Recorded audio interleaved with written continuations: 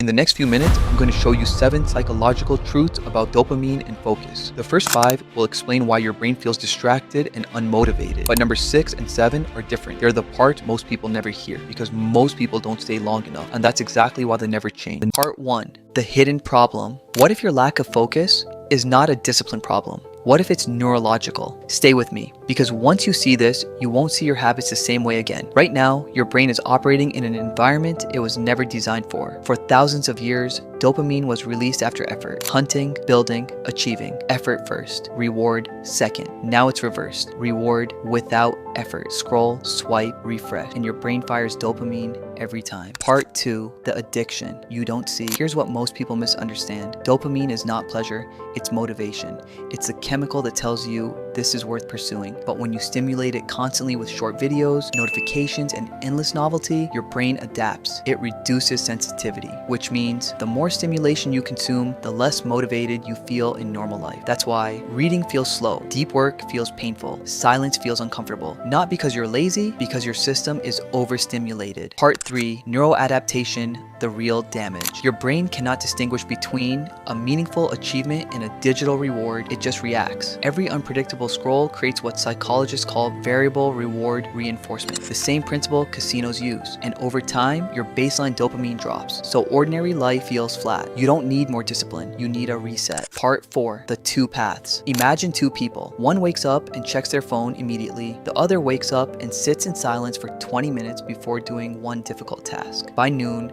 the first person has consumed massive artificial dopamine spikes. The second has preserved dopamine for effort-based reward. 6 months later, one feels distracted and behind. The other feels focused and controlled. The difference wasn't talent, it was dopamine discipline. Part 5, the power of boredom. This is where dopamine detox begins, not by quitting life, but by reintroducing boredom. Boredom is not empty, it is recovery. When you remove constant stimulation, your receptors resensitize. Within days, clarity improves. Within weeks, focus stabilizes. Not because you changed your personality, but because you restore. Part 6, the practical reset, psychological version. For the next 7 days, you are not quitting dopamine. You are retraining your reward system. When you wake up, do not touch your phone for 60 minutes because the first stimulus of your day becomes a standard your brain compares everything else to. If the first thing you feed your mind is noise, everything productive will feel dull by comparison. Before any short-form content, complete one meaningful task. This rewires your brain to associate effort with reward again. Delete one unnecessary app because the first hour doesn't just start your day, it programs your nervous system for it. Part 7, the shift. Attention isn't just important, it's economic power. The people who can sustain deep focus in a system designed to fracture it will outpace those who can't. Not because they're smarter, but because they're neurologically disciplined. Your brain isn't broken, it's overstimulated, and overstimulation is not an identity, it's a condition. Conditions can be reversed. The moment you regulate your dopamine input, you regain control over your motivational output. And when you control what drives you, you control where you go. That's leverage. That's advantage.